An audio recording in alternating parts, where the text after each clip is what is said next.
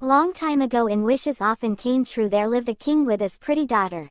She was so beautiful and loving that the king always gave everything whatever she wanted. Father, I am bored of playing with my old toys. I want something new to play with. Oh my dear, since you are precious, I will give you the most precious to me that my grandfather gave me in my childhood.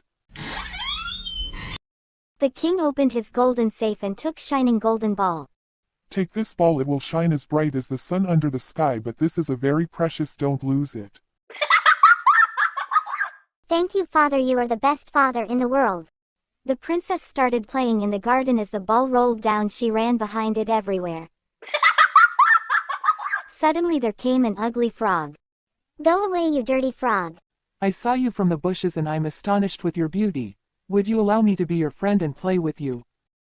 How can you even think of such a thing? I can play with an ugly frog like you. I'm the most beautiful girl in the world. Why should I play with such a dirty thing? I can jump, I can even swim and catch your ball. I am the perfect one to play with. I would rather play alone than touching dirty frog. The princess went back to the castle to get rid of the frog.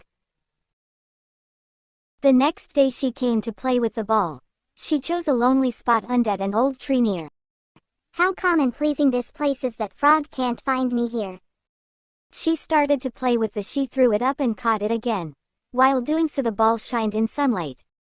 Instead of falling back into the princess' little hand, it dropped on the ground near the well and rolled into the well. Oh no, my ball, oh my god, it's so difficult. I can't see where my ball is in this deep W.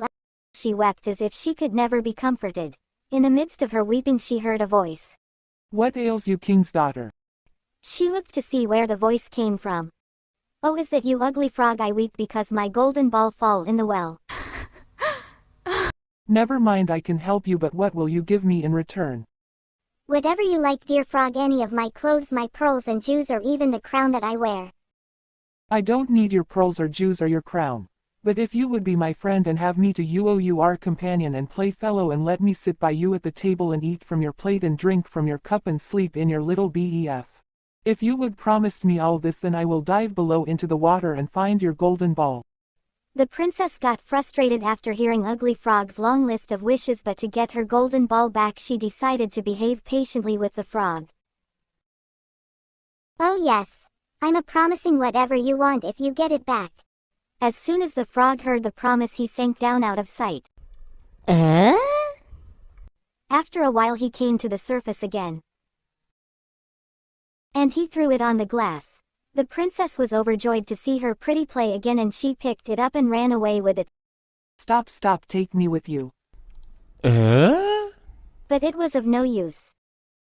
The next day when the princess was sitting on the dining table with the king eating from her golden plate, the frog knocked at the door.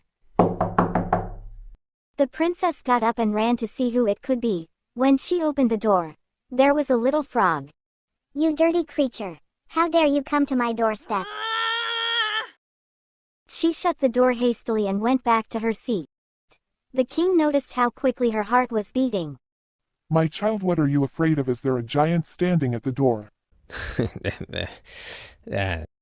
Oh no, Daddy, there is a frog. What does the frog would come for? When I was sitting by the well yesterday and playing with my golden ball, it fell into the water and the frog came and got it back for me on a condition that I would let him be my companion, and I promised him, but I never thought he could leave the water and come after me, but now he is outside. Open the door if you made a promise. Once you have promised, you must keep it. Open the door and let him in. She opened the door and the frog followed her. She reached her chair. Lift me up to sit by you. The princess looked at him angrily, but again see her father's stern face. Now we may eat together. The princess ate the food unwillingly and the frog feasted heartily. Give me more soup, please. It is so yummy. I have never had that before in my tummy. The frog cleared the soup bowl again, but Muriel seemed to stick in princess' throat. Thank you so much, princess. I have had enough. Now I'm tired. You must carry me to bedroom and make ready your bed, and we will lie down and go to sleep. Enough, you better leave the palace right now, ugly. My dear daughter, these words don't suit to king's daughter. You had promised the frog, so you must keep it. Now once the royal has given his words to someone they cannot change it. This is our old tradition we all have to follow. She picked up the frog with her finches or carried him upstairs and put him in a corner. You better stay here all night or else I will throw you in the dark woods tomorrow. I want to sleep as comfortable as you or I will tell the king. She picked him up and threw him against the wall. He fell and died immediately. Wake up, silly frog. The princess poked him with her finger but he was dead as stone. Wake up, misbehavior. She picks him up in her hand and kept weeping. She softly kissed the frog with all the wonders. The frog opened his eyes and jumped right on the floor. He ceased to be a frog and suddenly became a charming princess with beautiful eyes. Don't worry, I'm the same frog and now I am the prince. I will tell you the whole story. When I was human I was shrewd and arrogant. Once I was hunting in the forest killing animals. Suddenly a wood fairy came into my way. The animals are not your toys to play with, they are living things as you. God has created this wonderful nature and you are destroying it. How dare you talk to me like this? Don't you know who I am? I am the prince of this kingdom and this forest belongs to me. Every tree, every animal and everything on this land belongs to me. The nature belongs to God. The creator of this universe is God. You don't have any right to kill innocent animals. Enough, lady, move. Suddenly Wood Fairy became a huge and tall. The prince got scared. You arrogant human, I curse you to be a tiny frog. Now snakes of this forest will hunt you down for a meal. Like you hunting the poor animals for your meal. Immediately the prince transformed into frog. Oh, what did you do to me? Please forgive me. I promise I will never harm the nature again. I will be kind to every creature. I promise. Please forgive me. I think you have realized your mistakes.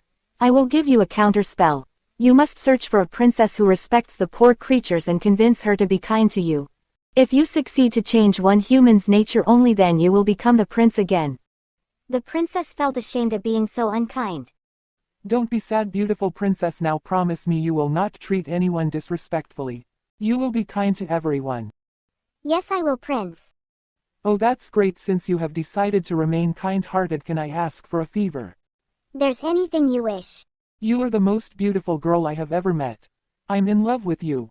Will you marry me, princess?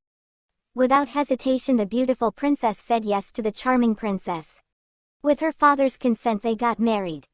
Every day the couple feed animals and took care of the nature. The wood fairy saw them and was very happy. Well done, my children, you have proved yourself as divine human beings. This divine humanity resides in every human, but those you awaken this nature become divine. God will always shower his blessings upon you both. Thereafter the couple lived happily and blessed forever.